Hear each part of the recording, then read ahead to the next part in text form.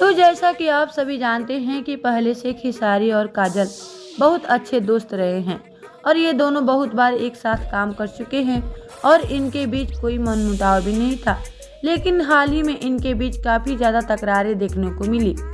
खेसारी ने तो सरेआम बोल दिए थे कि वे काजल के साथ काम नहीं करेंगे, जो सबको चौंका दिया था, क्योंकि इतने दिन दोस्ती दोस्ती करते थे, वही सब दिखावा था। तो वही खेसारी और काजल अगवानी के इस हरकतों ने सबको चौंका दिया था। इतने झगड़े के बाद काजल अगवानी और खेसारी एक साथ नजर नहीं आएंगे। जब साथ में नजर आए तो इन दोनों के फैंसों के होश उड़ गए। ये दोनों जब मिले तो मानो कि इनका पुराना प्यार जाग उठा हो। इतना ही नहीं, काजल अगवानी और खेसारी लाल यादव के कुछ तस्वीरें भी वायरल हो रही है, जो कि साथ में काफ़ी ज़्यादा खुश नज़र आ रहे हैं। तो आप सब कितने खुश हैं काजल और खेसारी को साथ में देखकर?